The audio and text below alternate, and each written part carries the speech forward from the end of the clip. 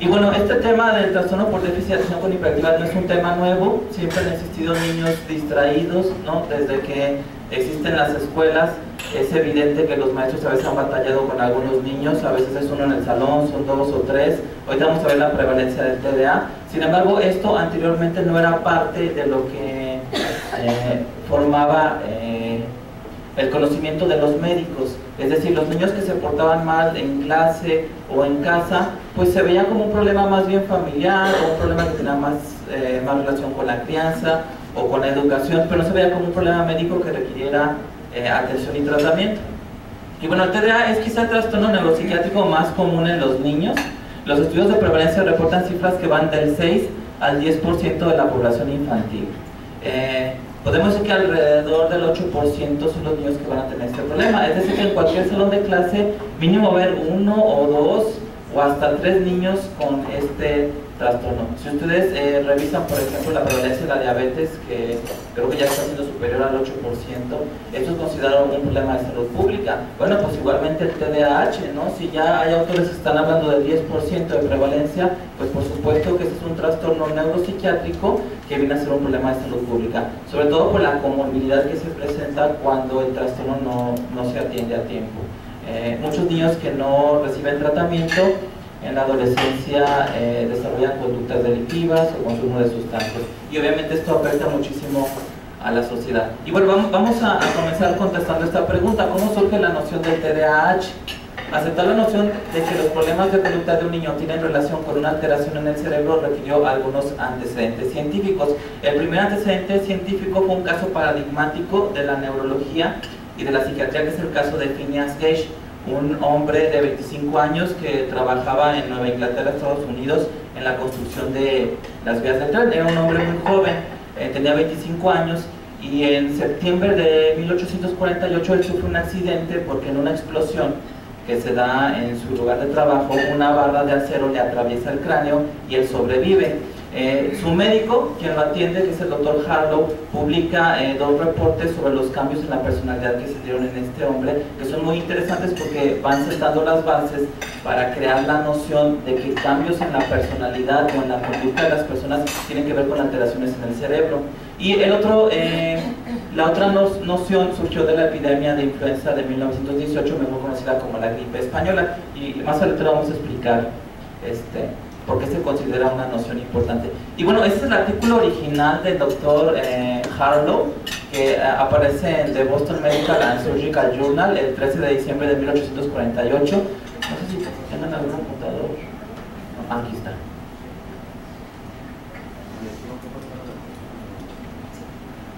Fíjense, no sé si se alcanza a leer el título. Es el paso de una barra de metal a través de la cabeza. Aquí el doctor Harlow hace el reporte de cómo Phineas Gage sobrevive y cómo empieza a tener cambios importantes en su personalidad.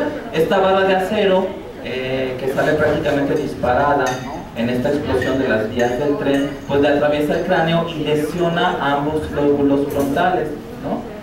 Que esto es interesante porque él sobrevive, pero se dan cuenta los científicos de que el lóbulo frontal es una estructura muy importante para regular la conducta de los individuos. El caso de Phineas Gage es el reporte médico más famoso que establece una relación entre las lesiones del lóbulo frontal y los cambios en la personalidad.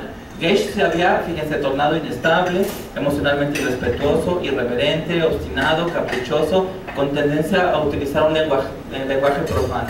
Entonces, desde 1848 ya la comunidad médica se daba cuenta que problemas en el cerebro debido a lesiones, en este caso traumáticas, cambiaban la personalidad de un individuo. Y aquí vamos a acercarnos al siglo XX, pero vamos a hacer un tránsito hacia el mundo de la literatura, porque muchas descripciones no las encontramos en publicaciones médicas o científicas, sino a través de los ojos de los grandes escritores. Vamos a hacer referencia a una obra de Mark Twain, un escritor norteamericano que en su infancia creció a las orillas del río Mississippi, y en 1876 él publica una novela prácticamente autobiográfica titulada Las aventuras de Tom Sawyer. Y desde ese entonces ya vemos cómo hay la descripción de un niño con TDAH. Y fíjense qué interesante, esto lo dice la tía de Tom, porque la tía era quien se hacía cargo de él. Dice: diablo de chico, ¿cuándo acabaré de aprender sus mañas? ¿Cuántas jugarretas como esta no me habrá hecho? Y aún le hago caso. Y fíjense, eso es lo más interesante. Tiene el diablo en el cuerpo, pero ¿qué le voy a hacer? Entonces la tía Polly ya estaba diciendo que Tom se portaba muy mal porque tenía algo en el cuerpo, ¿no? Ella se lo atribuía al diablo, pero ella decía: algo está pasando con el cuerpo de este niño que está haciendo que se porte mal. Entonces aquí vemos también esta noción, ¿no? Los niños que se portan mal tienen algo en el cuerpo, algo que los está encadenando y que les impide tener una buena conducta. Y bueno, no pasó mucho tiempo, de 1876 a 1902, no son muchos años, que es cuando un pediatra británico, en la revista Lancet, que ya existía desde entonces, publica una serie de artículos en 1902 sobre el trastorno por déficit de atención con hiperactividad, pero todavía no le llamaba así, él nada más hablaba de problemas de conducta de los niños. Pero aquí lo interesante es que George Frederick Steele decía que estos problemas de conducta tenían relación con un problema físico. Es decir, igual que la tía Polly de Tom Sawyer, aquí ya un pediatra británico estaba diciendo que estos niños que se portan mal, que son muy inquietos, tienen un problema en su organismo. Este es el artículo original que apareció en 1902 en Lancet, y fíjense el título que le da Steele: algunas condiciones físicas anormales en los niños. Condiciones físicas anormales. Es decir, ya por primera vez en la historia de la medicina ya encontramos un reporte donde un médico dice: algunos niños que tienen problemas de conducta tienen problemas en su cuerpo, hay una cuestión física u orgánica. Steele en 1902 en este reporte describe 20 casos de niños conductualmente trastornados cuya inteligencia se consideraba normal, pero exhibían arranques violentos, malicia perversa, destructividad y falta de sensibilidad al castigo. Los niños con TDAH, los papás a veces los castigan de más y no entienden, no son capaces de prever que una conducta poco deseada va a generar una consecuencia como un castigo. La hipótesis central de Steele fue que este déficit moral representa la manifestación, nuevamente, de algunas condiciones físicas mórbidas. Fíjense, estamos hablando de 1902, estamos hablando de principios del siglo XX, ya existe esta noción. Esto derrumba el mito de que el concepto de TDAH es algo nuevo. Por supuesto que no, es algo que se ha estudiado desde hace más de un siglo.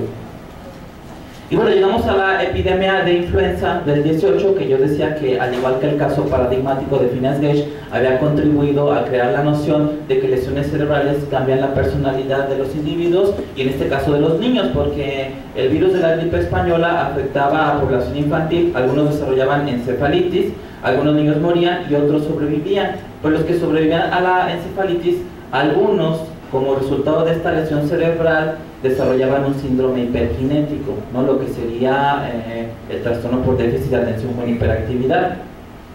Aquí dice: después de finalizada la epidemia, se incrementó el número de médicos que reportaban que algunos niños sobrevivientes a la infección exhibían características clínicas que podrían ser más tarde consideradas similares al TDAH. Entonces, nuevamente, la comunidad médica muy interesada en estos niños que estaban desarrollando hiperactividad, pero en esta época no se le llamaba TDAH. De hecho, los nombres han sido muy variados. El primero fue el trastorno del comportamiento postencefalítico, porque eran niños que habían desarrollado encefalitis viral por el virus de la gripe española. Y era un trastorno del comportamiento. Ese es el primer nombre que se le dio. Después se le dio otro nombre llamado disfunción cerebral mínima, daño cerebral mínimo, hasta lo que conocemos hoy como el TDAH. Y bueno, para entender cómo es que empezaron los médicos a interesarse en brindar un tratamiento, tenemos que mencionar el caso de una niña, que es la que aparece en la fotografía. Ella es Emma Bradley, era la hija única de un matrimonio, y ella desarrolla la encefalitis viral, fallece, y los padres se dan cuenta que en esa época no había muchos centros especializados en tratar a niños con este tipo de problemas. Entonces, como un tributo a la memoria de su única hija, el matrimonio Bradley decide fundar una casa hogar para ayudar a niños con este tipo de problemas, ¿no? Sobre todo problemas de conducta generados por daño cerebral.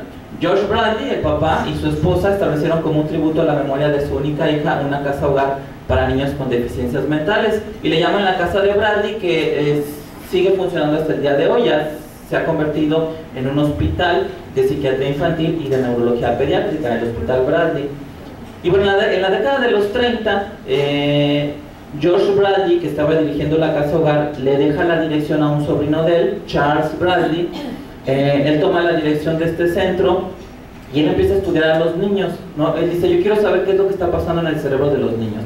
Sabemos que estos niños se portan muy mal, sabemos que hay el antecedente de una lesión, pero quisiera estudiar más a fondo el cerebro. Ahora uno se pregunta, ¿cómo se puede estudiar el cerebro de un niño si nos trasladamos a la década de los 30? Bueno, en ese entonces solamente había radiografías, ¿no? Radiografías de cráneo, pero los médicos utilizaban un medio de contraste que era el aire, es decir, hacían una punción lumbar, extraían líquido cefalorraquídeo e inyectaban aire al espacio subaracnoideo, y el aire funcionaba como un medio de contraste en la radiografía. Fíjense, esta es una neumoencefalografía, que es un estudio que prácticamente ya no se hace. De hecho, es raro encontrar referencias a esto en libros médicos actuales. Yo tengo una versión del libro de semiología médica de Suros, que es como de los 80, y todavía lo alcanza a mencionar. Aquí vemos el cráneo de un niño, y bueno, esta burbujota pues es el aire que está funcionando como medio de contraste, y nos muestra que hay poco tejido cerebral, ¿no? Porque si todo ese aire puede estar ahí metido, pues quiere decir que hay ausencia de tejido cerebral, y se puede evaluar más o menos la estructura del cerebro, ¿no? No lo podemos comparar con una resonancia magnética o con la imagen que nos da la tomografía, pero eso es lo que tenían en ese entonces. Ahora, ¿qué pasaba con esos niños que les inyectaban aire? Pues les daba un dolor de cabeza terrible, ¿no? Es un efecto adverso a la neumoencefalografía. Entonces Charles Bradley, estudiando a los niños, él necesitaba un medicamento para quitarles el dolor de cabeza, porque si de por sí eran niños muy inquietos, que no dejaban de estarse moviendo, y luego aparte con dolor de cabeza, pues esa inquietud se iba a exacerbar. Entonces él les aplicó un medicamento que en ese entonces estaba comercializando, que es la bencedrina, como un estimulante del sistema nervioso, y Bradley dijo, si les doy un estimulante del sistema nervioso, ese estimulante va a estimular a los plexos coroides para que se vuelva a producir el líquido cefalorraquídeo y el aire se salga. Entonces él se los dio nada más para quitarles el dolor de cabeza, pero aquí se dio una serendipia o una casualidad, ¿no? Un hallazgo que no se estaba buscando, porque al darles esta pastilla para el dolor de cabeza, no les quita el dolor de cabeza, pero los niños empiezan a tranquilizarse. Y es algo interesantísimo porque en este momento Charles Bradley no se lo explica, porque dice, ¿cómo si le estoy dando un estimulante a un niño inquieto se está tranquilizando? ¿No? Y aquí empieza a crearse la noción del efecto paradójico de los estimulantes en niños con TDAH, que ahorita lo vamos a explicar. El descubrimiento de la efectividad de los estimulantes en los niños hiperactivos fue, al igual que muchos de los descubrimientos de medicamentos, accidental. Y esto lo publica Bradley en 1937 en la revista American Journal of Psychiatry. Y en el 37 es cuando surge la revolución de la psicofarmacología, porque por primera vez un medicamento es capaz de hacer cambios positivos en la conducta de los pacientes. Y vamos a explicar este efecto paradójico que dan los estimulantes, porque eso es importante que lo tengamos claro. Aquí tenemos a un niño muy inquieto, que no deja de moverse. Desde el punto de vista médico, uno diría, ese niño tiene un problema, como decía la tía Polly de Tom Sawyer, como decía George Frederick Steele, hay algo en el cuerpo. ¿Qué es lo que anda mal en el cuerpo? Pues alguna función cerebral, ¿no? Que esto ya se ha estudiado por diversos autores. Uno de los más reconocidos es Russell Barkley. Él ha hablado de las funciones ejecutivas, y Barkley dice que la función ejecutiva que más se daña en los niños con TDAH es la que recibe el nombre de inhibición conductual. Es decir, la inhibición conductual es como el freno que todos tenemos, ¿no? A veces nos dan ganas de gritarle a alguien, o de enojarnos, o de estarnos moviendo de manera excesiva, pero tenemos la función del freno, ¿no? Como un vehículo. O como una bicicleta, o como muchas máquinas que tienen mecanismos para inhibir un proceso. Entonces, digamos que este freno es una función normal del cerebro, pero a los niños no les está funcionando bien. Entonces, digamos que este niño no le sirve la inhibición conductual. ¿Y por qué no le sirve la inhibición conductual? Pues porque hay un déficit a nivel cerebral, principalmente a nivel de la corteza prefrontal, que viene a inhibir la inhibición conductual. Es decir, hay una inhibición de la inhibición, y obviamente la inhibición de la inhibición me produce una conducta disruptiva. ¿Y qué es lo que pasa con el medicamento? El medicamento, como es un estimulante, que de hecho el metilfenidato es como darle al niño un café bien cargado, por eso es raro que lo prescribamos en la noche, porque a veces les quita el sueño. El estimulante lo que va a hacer es hacer una corrección química de esta función inhibida para que se pueda meter el freno. Es decir, el medicamento va a inhibir la función inhibida que está afectando la inhibición conductual. Entonces, aunque parezca trabalenguas, lo que hace el medicamento es que inhibe la inhibición de la inhibición, y por eso es que es paradójico, ¿no? Pero esto lo explica, porque si no entendiéramos estos mecanismos, uno diría, ¿cómo puede ser posible que un estimulante tranquilice al niño? Pues más bien le damos un tranquilizante, un sedante, ¿no? Que curiosamente con los sedantes no obtenemos buenos resultados para tranquilizar a niños con TDA. Y bueno, de acuerdo a lo descrito por Bradley, la conducta y el desempeño escolar de los niños que recibieron el fármaco experimentaron un cambio dramático caracterizado por un incremento en el interés escolar, mejores hábitos de trabajo y una reducción significativa en conductas disruptivas. De hecho, fue una maravilla la Benzedrina, porque los niños ya hasta le pusieron un apodo, en la década de los 30 le llamaban la píldora aritmética, porque cuando la tomaban empezaban a interesarse en las matemáticas, empezaban a leer, les gustaba mucho estudiar. Y fue en la casa hogar de Bradley donde la benzedrina fue el primer tratamiento establecido para ayudar a los niños con trastornos severos del comportamiento. Entonces, si se fijan, se había ido abonando el terreno para considerar que los niños con problemas de conducta tenían un problema cerebral. Y después, por una serendipia, buscando aliviar un dolor de cabeza, Charles Bradley encuentra un fármaco que, aunque él no se explica cómo, pero que ayuda mucho a controlar la conducta, y a partir de la década de los 30, pues empieza la investigación sobre los estimulantes del sistema nervioso central. Cayó en desuso la benzedrina porque tenía efectos adversos, y en 1944 aparece por primera vez una molécula que es la que se conoce con el nombre de Ritalin, que es el nombre que le da el laboratorio Novartis y que es el metilfenidato. Se sintetiza en el 44, en la década del 50 sale al mercado. Esta es una de las fotografías de los promocionales de esa época. Y se fijan, todavía el TDAH no se llamaba como tal, ¿no? Se llamaba disfunción cerebral mínima, o MBD por sus siglas en inglés, Minimal Brain Dysfunction, o Minimal Brain Damage, ¿no? Disfunción cerebral mínima o daño cerebral mínimo. Y ya para ese entonces ya se había hecho mucha investigación sobre su efectividad. Ahora, sabemos que el metilfenidato es un medicamento que actúa a nivel de la función dopaminérgica, sobre todo de la corteza prefrontal. Esto se ha podido investigar en ratas de laboratorio, porque se ha encontrado que al evaluar estos animales recién nacidos, que por manipulación genética se les produce una depresión de dopamina, pues desarrollan un síndrome de hiperactividad, ¿no? Digamos, las ratas empiezan a mover más cuando se ha dañado el sistema dopaminérgico. Y descubrieron también que estas ratas empiezan a controlarse cuando se les administra un estimulante.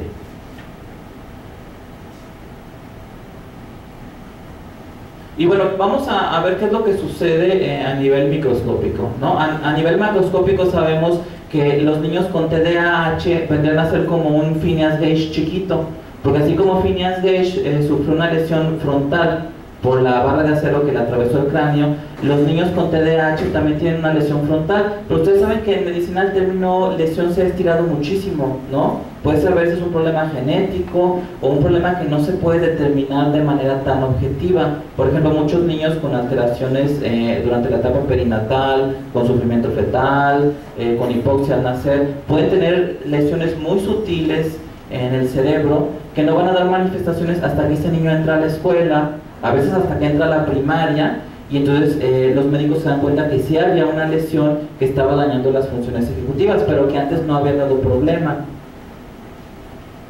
Bueno, vámonos a irnos a nivel microscópico. Como todos sabemos, las neuronas se comunican a través del espacio sináptico por medio de neurotransmisores, que es un mensaje químico que va a transmitir una señal que inicialmente es un impulso eléctrico, ¿no? La membrana de la neurona se despolariza y cuando llega a la sinapsis, pues libera el neurotransmisor. Entonces se considera que a este nivel es donde se encuentra el problema o la explicación del TDAH.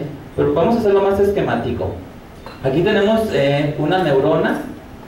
Esta es la sinapsis, es el espacio vacío que hay entre una y otra. Y estos conitos que se ven aquí es el neurotransmisor dopamina. Ustedes saben que el neurotransmisor se sintetiza en estas vesículas, es liberado al espacio y ocupa el receptor de la siguiente neurona. Sin embargo, la neurona tiene un mecanismo de reciclaje y esta estructura que vemos aquí como aspiradora se llama transportador, es decir, se vuelve a tragar el neurotransmisor y lo vuelve a utilizar.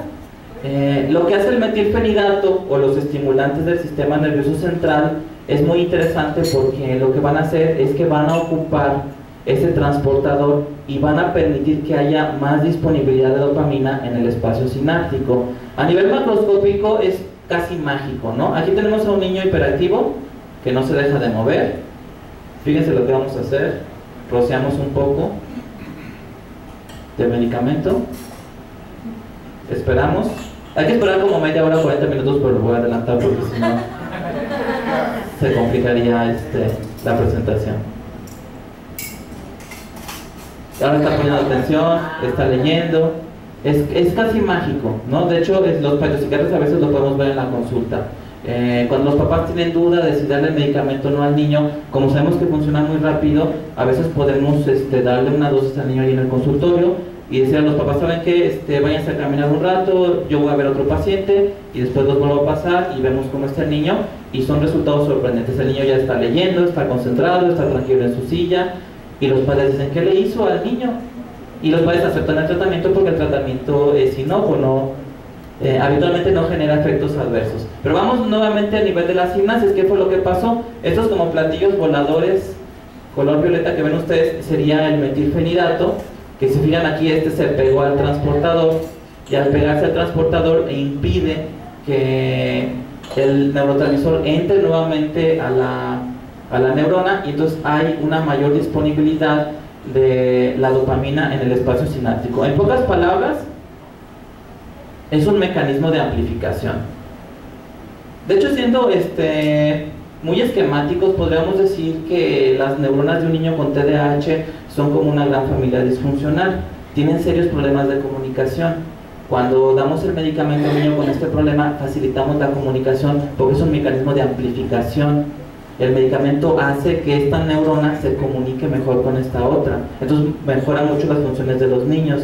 Claro que el cerebro es una máquina increíblemente compleja, y lo que yo les estoy presentando es algo muy simplificado, y a lo mejor podría ser que en el futuro se descubran otras cosas que el metilfenidato o los estimulantes le hacen al cuerpo, y que resulta que a lo mejor lo que nosotros creemos no sea lo principal. Porque así sucede cuando se investigan los medicamentos, ¿no? Por ejemplo, la aspirina ni sabían ni cómo funcionaba, pero sabían que funcionaba y eso era suficiente para prescribir. Muchas moléculas que son útiles en psiquiatría, sabemos de su eficacia, sabemos de su seguridad, pero todavía se sigue estudiando qué efecto producen en el organismo. Y bueno, habíamos visto que desde principios del siglo XX ya existe la noción de la biología del TDAH, y también algo que ha contribuido mucho a considerar esto es el hecho de que en una familia a veces hay más de un miembro con TDAH. Digamos, si un niño tiene este problema, es muy común que mamá o papá lo tengan, o los abuelos o algún hermano. De hecho, si hubiera gemelos idénticos, gemelos monocigotos, o a este niño con problemas de conducta que está diagnosticado como TDAH, lo clonáramos, la posibilidad de que el clon o el gemelo idéntico tuviera también el mismo síndrome es del 80%. Es decir, el peso de la biología es increíblemente fuerte o importante. Los factores ambientales no tienen un peso tan grande. Por eso es que el DSM-5, que aparece publicado en mayo de 2013, ya clasifica el TDAH en el grupo de los trastornos del desarrollo neurológico. Antes estaba clasificado en un capítulo que era trastornos de inicio en la infancia, porque se le daba importancia a la edad en que se iniciaba, pero ahora se clasifica como trastornos del desarrollo neurológico. Eso quiere decir que si somos muy estrictos, en realidad el TDAH no es un problema psiquiátrico. El TDAH es un problema neurológico. Tiene que ver con la comunicación que tienen las neuronas a nivel químico, sobre todo en la corteza prefrontal. Sin embargo, los psiquiatras infantiles tratamos este problema porque muchas veces se acompaña de comorbilidad psiquiátrica. Es decir, los niños con TDAH muchas veces tienen depresión, tienen ansiedad, tienen trastornos de tics, o existen dificultades en la familia, o a veces papá también tiene TDA y se lleva muy mal con el niño y hay violencia familiar. Por eso es que lo más recomendable es que sí sea el psiquiatra de niños el que atienda el TDAH. Pero cuando el TDAH va solo, va puro, sin ninguna comorbilidad, esto en manos de un buen neurólogo puede recibir un buen tratamiento. Bueno, no es posible atribuir a un solo gen la causa del TDAH. Se cree que hay una gran cantidad de genes involucrados que codifican para variaciones en los receptores de dopamina, D4 y D5, y en el transportador de dopamina, DAT1 y serotonina, 5-HTT. Es decir, hay varias alteraciones a nivel de la neurotransmisión, por eso es que tenemos varios medicamentos que actúan diferente, y pudiera ser que un medicamento no le sirva a un niño, pero que sí le sirva a otro. Esto lo dice Sharp. La evidencia sugiere que el TDAH es un desorden primariamente poligénico que involucra cuando menos 50 genes. Esto puede explicar la heterogeneidad clínica que se observa en los pacientes, así como la variabilidad de la respuesta al tratamiento farmacológico. La mayoría de los niños, yo me atrevería a decir que un 90%, y esto está respaldado también por algunas investigaciones, responden al metilfenidato. Algunos que no responden al metilfenidato responden muy bien a la atomoxetina, que hasta ahorita la única marca es Strattera, y los que no responden a ninguna de estas dos sales responden muy bien a la anfebutamona, que hasta ahorita la única marca es el Wellbutrin. Pero eso lo vamos a ver al final en el algoritmo de Texas, que es la guía que se utiliza muchísimo en América para poder tratar a estos niños. Y bueno, viene la pregunta más importante de esta presentación: ¿cómo se diagnostica el TDAH? Es fácil y difícil a la vez. Es fácil porque con experiencia en 5 minutos se puede diagnosticar. Es difícil porque a veces eso no se lo cree uno, y los médicos piden muchos estudios, piden el electroencefalograma, piden pruebas de laboratorio, y entonces empieza a complicar la cosa porque no se llega a empezar el tratamiento de una manera oportuna por ampliar mucho el diagnóstico. Pero la realidad es que en una consulta se puede diagnosticar el TDA. A veces lo diagnostican las maestras, ¿no? De hecho, muchos niños acuden a la consulta de psiquiatría infantil o a la consulta de neurología pediátrica por recomendación de las maestras. Esa es una notita que me pasó una mamá. Si a ustedes les llega una nota así a sus consultorios, pueden apostarle con un 90% de posibilidad de éxito de que el niño tiene TDAH.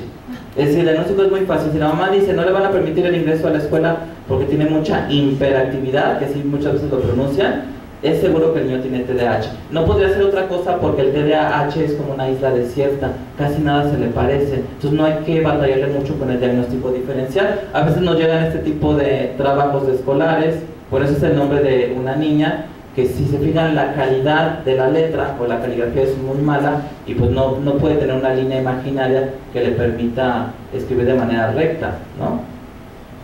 Bueno, no sé si ustedes notan algo raro en esta imagen. La vista está perdida. ¿Está perdida la vista? No, no es eso. ¿Notan algo más? ¿O en esta imagen notan algo raro? Son de las imágenes más famosas que hay en el mundo. ¿Qué notaron? Exacto. Tanto la Mona Lisa como esta imagen de los Beatles está al revés. Pero a veces no nos daríamos cuenta porque nuestro cerebro no le da tanta importancia a la orientación de algo, sino a la forma.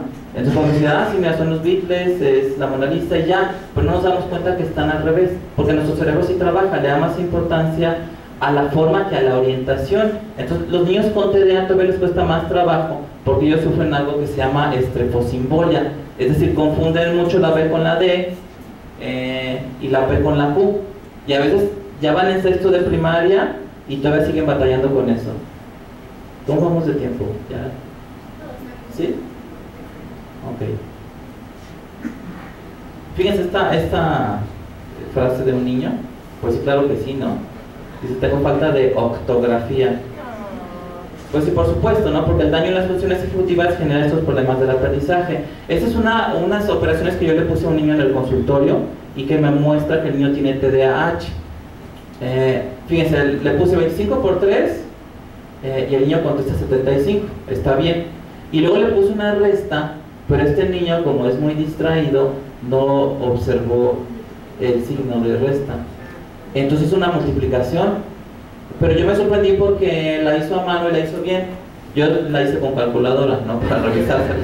Pero sí, 34 por 16 son 544, pero yo quería que le restara 16 a 34 y no lo vio, aunque sí es un niño que conoce de matemáticas y es un niño inteligente. De hecho, él hasta lo complicó más, pero lo hizo bien, ¿no? Porque tiene más mérito multiplicar 34 por 16 que hacer una resta, ¿no? Porque la multiplicación es una matemática más avanzada. Entonces, por eso es que necesitamos maestros flexibles, porque un maestro que no es flexible le pone tacha al niño y reprueba, y si este fuera el examen sacaría 5 porque nada más son 2 operaciones.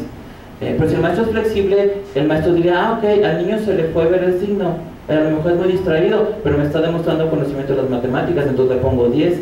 Entonces hay mucha variación entre cómo califica un maestro a un niño con TDAH.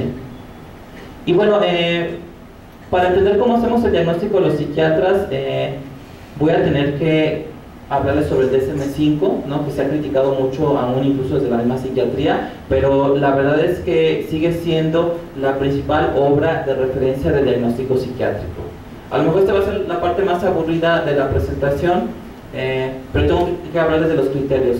No sé por qué pasa esto, pero el TDAH es el trastorno del DSM-4 que tiene un número de criterios más grande que cualquier otro. No sé por qué sucede eso. Creo que ha habido mucha participación de psiquiatras que no son psiquiatras infantiles y que han complicado un poco las cosas.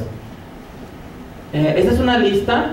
Bueno, aquí no se alcanza a ver las letras, es A, B, C, D, hasta la I, son 9, que son los síntomas que se presentan dentro del grupo de inatención. Lo que nos dice el DSM-5 es que si el paciente tiene 6 de estos 9, ya podemos pensar en el diagnóstico. De hecho, el DSM-5 dice que si el paciente es de 17 años o más, con 5 ya podemos estar considerando el diagnóstico. Eso ustedes lo pueden consultar en internet. Voy a leer nada más los principios de las frases para no entretenernos mucho. Criterio A: con frecuencia falla en presentar la debida atención a detalles o por descuido se cometen errores en las tareas escolares. Con frecuencia tiene dificultades para mantener la atención. Con frecuencia parece no escuchar cuando se le habla directamente. Con frecuencia no sigue instrucciones y no termina las tareas escolares. Con frecuencia tiene dificultad para organizar tareas y actividades. Con frecuencia evita, le disgusta o se muestra poco entusiasta en iniciar tareas que requieren un esfuerzo mental sostenido. Con frecuencia pide cosas necesarias para tareas o actividades. Con frecuencia se distrae con facilidad por estímulos externos. Con frecuencia olvida las actividades cotidianas. De hecho, son un poco redundantes y repetitivos, pero esta es la lista de síntomas de inatención. Tenemos otra lista que es síntomas de hiperactividad e impulsividad, porque son las dos caras de la moneda. Aunque muchos niños se cargan más para uno y muchos niños se cargan más para otro, otros tienen ambos. La lista de síntomas de hiperactividad e impulsividad también son 9, y también el DSM-5 nos dice que teniendo 6 de estos 9 ya podemos considerar el diagnóstico, y si es de 17 años para arriba, con 5. Con frecuencia juguetea con o golpea las manos o los pies o se retuerce en el asiento. Con frecuencia se levanta en situaciones en que se espera que permanezca sentado, por ejemplo en la consulta. Con frecuencia corretea o trepa en situaciones en las que no resulta apropiado, como en un hospital, en un consultorio. Es decir, desde la sala de espera, ya observando al niño, uno puede ya estar haciendo el diagnóstico. Con frecuencia es incapaz de jugar o de ocuparse tranquilamente en actividades recreativas. Son niños que hacen mucho ruido. Con frecuencia está ocupado actuando como si lo impulsara un motor. Con frecuencia habla excesivamente. Esto lo vemos en el consultorio. Los niños están hablando, interrumpen, hacen mucho ruido en el consultorio. Con frecuencia responde inesperadamente antes de que se haya concluido una pregunta. Con frecuencia es difícil esperar su turno, y con frecuencia interrumpe o se inmiscuye con otros. Es decir, si tenemos 5 o 6 de la primera lista y o 5 o 6 de la segunda lista, ya podemos hacer el diagnóstico, siempre y cuando esos síntomas hayan empezado en la infancia. El DSM-5 nos dice que estos síntomas tienen que estar antes de los 12 años. Si esto le está pasando a una persona después de los 12 años, lo más seguro es que sea otra cosa, porque ese es un trastorno de inicio en la infancia, y debe generar problemas no nada más en la escuela, sino también a nivel familiar, a nivel de amigos. Si es un adulto, pues también a nivel laboral o a nivel de pareja. Y bueno, ¿qué es lo que hay detrás de estos criterios diagnósticos que son tan redundantes? Pues son las funciones ejecutivas. Ya les había hablado yo de la inhibición conductual, que es el freno, y que para Russell Barkley es la principal función afectada. Está la memoria de trabajo, que la memoria de trabajo es la memoria RAM. Por ejemplo, cuando pedimos algo en un restaurante y el mesero no trae la libretita, se tiene que llevar en su memoria RAM lo que uno pidió. Y si tiene TDAH, uno puede pedir una limonada y te trae una naranjada, ¿no? Flexibilidad cognitiva es la capacidad para elaborar nuevas estrategias cuando el ambiente cambia, y capacidad para resolución de problemas, que es elaborar una secuencia de pasos para llegar a un fin. Muchas de estas funciones ejecutivas se entienden mejor si pensamos en el juego del ajedrez, porque en el juego del ajedrez usamos todas las funciones ejecutivas. Ahorita lo vamos a explicar. Y bueno, si les cuesta trabajo entender estas funciones cerebrales, piensen en un director de orquesta que está integrando las funciones del cerebro para que una persona pueda cumplir con una tarea. Aquí tenemos un niño jugando ajedrez. Este es Felipín de Mafalda. Si se fijan, aparentemente tiene memoria de trabajo o memoria RAM, está pensando en las jugadas, y de repente se le borra la memoria RAM. ¿Y qué es lo que sucede? Se siente frustrado, ¿no? ¿Cómo era todo? Pues es que los niños tienen muchas dificultades para tareas o incluso para juegos, porque si se les borra la memoria RAM, pues se quedan en la nada, a pesar de que son niños inteligentes que pueden elaborar estrategias, pero se les borra la memoria de trabajo. Este es Susanita, también un personaje de Mafalda. Ella ni siquiera tiene memoria RAM, fíjense, no hay ni memoria RAM. Y aquí le falla otra función ejecutiva, que es la inhibición conductual. No mete el freno porque se enoja. Y dice, ¿quién puede concentrarse en el juego si todo el tiempo hay que estar pendiente de estas malditas piezas? Y Mafalda se queda muy triste. Por eso, si estos niños no se atienden, a la larga empiezan a recibir el rechazo de otros niños. Ya no los quieren juntar, ya no tienen amiguitos, porque se enojan si pierden o no son capaces de seguir las reglas. Y algo muy importante dentro de la evaluación de los niños con TDA es contestar esta pregunta: ¿se debe pedir un electroencefalograma a un niño con TDAH? La respuesta es no, no se debe de pedir un electroencefalograma, no sirve para nada, es puro gasto de dinero. A veces los padres vienen ya con la demanda del estudio, ¿no? Porque la maestra les dijo, o porque un psicólogo les dijo que a ese niño había que tomarle un electroencefalograma, pero no sirve para nada. Ahora, a muchos niños con TDA, pues sí se les toma, ¿no? Porque muchos clínicos complican el diagnóstico solicitando un estudio que no es necesario, y resulta que el estudio de electroencefalografía sí sale anormal, es decir, sí sale con alteraciones, pero esas alteraciones se tienen que ignorar. Solamente nos está hablando que hay un problema a nivel cerebral, pero no tiene una traducción clínica, porque el TDAH es un problema que tiene que ver con la química del cerebro y no con el funcionamiento bioeléctrico. ¿Por qué sucede esto? Hay un daño al cerebro, ¿no? Como en el caso de Phineas Gage, la barra que le atraviesa el cráneo. En el caso de los niños de la gripe española, pues el virus que les genera la encefalitis. En el caso de muchos niños con TDA, a lo mejor la herencia, ¿no? De estos genes alterados que provocan el síndrome. Pero bueno, viene el daño al TDA, que puede ser el daño al cerebro, que puede ser muy inespecífico, y nos da el síndrome conductual, ¿no? Un niño que no deja de moverse. Pero el daño al cerebro, pues nos va a dar también una alteración que podría no nada más involucrar la neurotransmisión, sino que también podría dañar el funcionamiento bioeléctrico del cerebro. Entonces, claro que un niño con TDA que ha tenido esto, por supuesto que puede tener anormalidades en el electroencefalograma, pero esas anormalidades en el electroencefalograma no dan una traducción clínica, porque si el niño no está teniendo problemas de naturaleza epiléptica, entonces lo ignoramos, porque de hecho un porcentaje pues más o menos alto, digamos el 10% de la población, tiene anormalidades en el electroencefalograma y no tiene ninguna sintomatología. Y de hecho el 1% de la población tiene anormalidades en el electroencefalograma que son idénticas a las de los pacientes con epilepsia y no tienen ninguna sintomatología. En ese sentido, la epilepsia sigue siendo una enfermedad un poco misteriosa, porque el electroencefalograma no nos dice todo. Nos dice que algo no anda bien, pero no es suficiente lo que aparece ahí en el trazo para poder saber si una persona va a convulsionar o no. Aquí el problema es que uno sí crea que hay una correlación.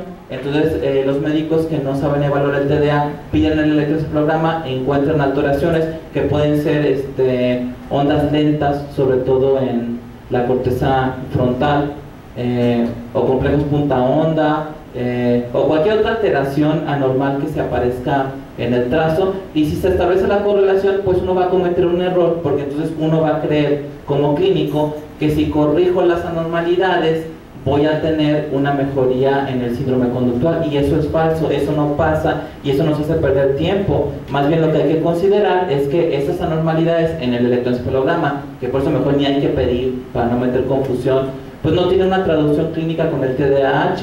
De esa manera me olvido de todo este asunto y mejor prescribo un medicamento que ayude al niño con TDAH. Y bueno, ya para terminar quisiera yo hablarles del algoritmo de Texas, que es la guía que utilizamos muchos psiquiatras, sobre todo los que vivimos en el continente americano, para tratar este problema. Muchas veces esto cambia de región a región porque tiene que ver con la disponibilidad de las sales. De hecho, el algoritmo de Texas no es totalmente aplicable en México porque nos habla del uso de sales de anfetamina que no están disponibles en nuestro país. Entonces, esa parte del tratamiento pues la tenemos que ignorar porque no tenemos esa presentación. En Estados Unidos existe el Adderall, que es una combinación de sales de anfetamina con dextroanfetamina, y existe también otra presentación que solamente tiene dextroanfetamina. Y bueno, el estadio 1 para el tratamiento del TDA es hacer una evaluación diagnóstica, consultar a la familia respecto a alternativas de tratamiento. Si la familia dice no, queremos tratarlo con homeopatía, con flores de Bach, terapia de Reiki, bla bla bla, no nos peleamos con la familia. Decimos ok, está bien, pruebe, si no le sirve regrese, ¿no? En ese sentido no podemos presionar a la familia para que le den un tratamiento farmacológico al niño. Les damos la libertad, pero les dejamos puerta abierta, ¿no? Entonces la familia puede ir y buscar tratamientos alternativos. Si finalmente ellos quieren un tratamiento farmacológico o ya no les funcionó otro tipo de terapia, entonces el estadio 1 nos dice que vamos a utilizar metilfenidato o anfetamina en cualquiera de sus presentaciones, que sería la dextroanfetamina o la que viene combinada anfetamina con dextroanfetamina. Pero como aquí en México no hay, entonces en realidad el estadio 1 nos lo brincamos y nosotros entramos en el estadio 2, que para el algoritmo de Texas sería un estimulante no usado en el estadio 1. Es decir, si estuviéramos en Estados Unidos y diéramos anfetamina en el estadio 1 y no nos funcionara, aquí daríamos metilfenidato. Si en Estados Unidos diéramos metilfenidato y no nos funcionara, aquí daríamos anfetamina. Pero aquí más bien damos metilfenidato como primera opción. Si el paciente responde, entonces ya le damos seguimiento y mantenemos el fármaco por algunos meses. Esto hay diferentes criterios en cuanto a los autores. Lo que yo hago es que doy el tratamiento más o menos por un año, después hago una prueba de retirarlo, veo cómo está el paciente, si vuelven los síntomas de TDAH lo vuelvo a dar por otra temporada, si no, pues ya se puede ir de alta. A veces no hay necesidad de llegar a esa prueba del retiro porque a los papás se les olvida dárselo, o pierden la cita, después regresan y ya nos platican que un mes no se lo dieron, y eso no es tan malo porque te ayuda a ver cómo reacciona el niño ante el retiro. La dosis de metilfenidato se calcula desde muy bajita, desde 0.3 miligramos por kilo por día hasta dosis altas de 1 miligramo por kilo por día. Algunos autores lo manejan entre 0.5 y 1, pero hay algunos que manejan la dosis bajita de 0.3 y en mi experiencia eso me ha dado resultado. Es decir, si un niño puede estar con una dosis baja es mejor porque a la larga sale muy barato, porque ese medicamento se lo van a dar mucho tiempo. Entonces las dosis bajas también es ahorro de dinero. Y generalmente se da 2 dosis porque la vida media es corta, entonces ya que calculamos la dosis, damos la mitad con el desayuno y la mitad con la comida. En la noche no lo damos porque acuérdense que es como darle un café bien cargado, es un estimulante del sistema nervioso central. Existen presentaciones de liberación prolongada como Concerta o Ritalin LA, donde nos permite calcular la dosis y solamente dar una toma en la mañana porque estos fármacos tienen un mecanismo para hacer una liberación sostenida a lo largo del día. Pero si damos el metilfenidato de liberación inmediata, como es el Tradea, entonces tenemos que dar 2 dosis o a veces hasta 3 dosis, porque hay niños que metabolizan muy rápido el medicamento y se les pasa muy pronto el efecto.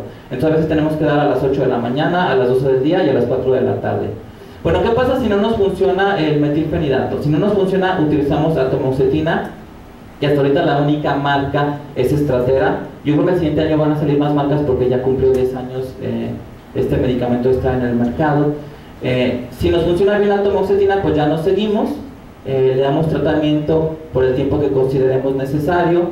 Si la respuesta es parcial, aquí el algoritmo de Texas nos da la opción de combinar, es decir, si no respondió bien al metilfenidato ni está respondiendo bien a atomoxetina, el algoritmo de Texas nos da la oportunidad de mezclárselos, es decir, ahora te vas a tomar los dos a dosis terapéuticas y hay la posibilidad de que te vaya bien. Esto sí está descrito, sí hay casos que hablan de mejoría, pero yo no lo uso mucho porque yo lo apuesto mucho en la monoterapia. De hecho, esa es la tendencia en la psiquiatría infantil actual, apostarle a la monoterapia. Es más fácil que un niño se tome un medicamento a que se tome dos. Entonces yo no hago esta opción. Ahora, la dosis de atomoxetina se calcula de inicio a 0.5 miligramos por kilo por día. Esa no es dosis terapéutica, es dosis de inicio, y se deja por 7 días o por 15 días, ¿no?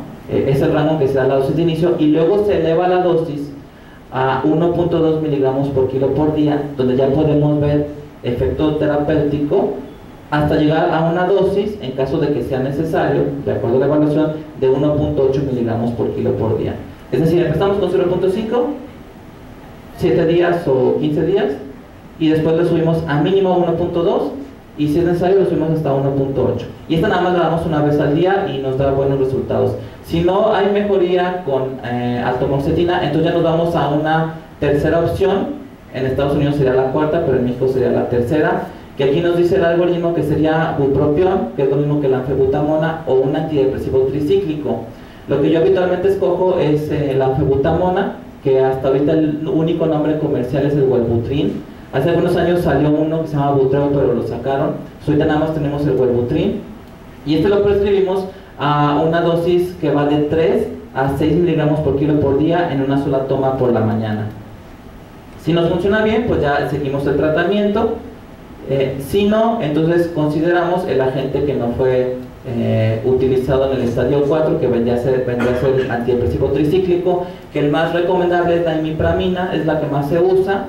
En unos meses ha estado difícil de conseguir porque lo manejan poco los médicos, pero sigue existiendo. Hay dos marcas, que es el Talpramil y el Tofranil, vienen de 25 y de 50 miligramos, y la dosis la calculamos de 1 miligramo por kilo por día hasta 5 miligramos por kilo por día a una sola dosis. Y lo podemos dar en la noche sin ningún problema porque da un poquito de sueño. De hecho, si el niño tiene enuresis, si se hace pipí en la cama, esto le va a ayudar, porque la imipramina es un excelente medicamento para la enuresis. Y si no nos sirve tampoco ni la anfebutamona ni el antidepresivo tricíclico, que vendría a ser la imipramina, entonces nos dice el algoritmo de Texas que usemos un alfa-agonista, que en México, hasta donde yo sé, el único disponible es la clonidina, cuyo nombre comercial es Catapresan, y se maneja a dosis que van de 3 a 5 microgramos por kilo por día en una sola toma. Yo nunca lo he usado, yo nunca he llegado hasta aquí. Yo he llegado hasta la anfebutamona y ya no he seguido para acá, y creo que es bueno eso, porque quiere decir que no es tan difícil tratar el TDA. Pero si alguien llega hasta acá, pues tienes que estar replanteando el diagnóstico, porque a lo mejor puede ser que estás viendo algo que no es. Y bueno, como una recomendación final, es importante evaluar a la familia. No nada más se trata de diagnosticar al niño con TDA y darle el medicamento, sino que hay que entender qué es lo que está pasando en ese sistema familiar, porque a veces hay efectos adversos a nivel del sistema familiar. Es decir, muchas veces un niño que tiene problemas de conducta hace que los papás desvíen su atención hacia él, y ya no nos damos cuenta cómo está la relación de pareja, porque los papás son los capitanes del barco, son los que llevan el timón. Entonces uno puede decir, ok, ya diagnostiqué el TDA, ya le estoy dando al niño el medicamento, el niño ya está más tranquilo, y fíjense lo que pasa. Ya no le prestan tanta atención los papás, pero ahora son más conscientes de que hay otra cosa, ¿no? Un conflicto conyugal. Es decir, todas las familias tienen su lista de problemas. Entonces podría ser que una familia, su problema número 1 sea la hiperactividad del niño. Y es tan fuerte ese problema número 1 porque hay reportes de la escuela, problemas en casa, con los compañeritos, que el problema 2, que es un problema a nivel de pareja, ya no se ve, ya no es tan importante el problema 2. Pero aquí nos vemos ante el dilema de que al resolver el problema 1, el problema 2, entonces ya se convierte en el problema 1. Entonces ahí es donde los psiquiatras tenemos que ir con un paso adelante, y mientras estamos evaluando y tratando al niño con TDA, vamos viendo la calidad del ambiente familiar. No siempre se tiene que dar una terapia familiar, ¿no? Un psiquiatra puede evaluar con lo que ve cómo está el ambiente familiar para ver si es necesaria alguna intervención. Y bueno, ustedes me pueden contactar y pueden descargar información interesante a través de mi blog de internet, que es www.paido-psiquiatria.blogspot.mx. Pueden mandarme un correo electrónico a mi mail, que es mauricio.leija@gmail.com, o me pueden seguir por las redes sociales, Facebook, YouTube, Twitter y LinkedIn.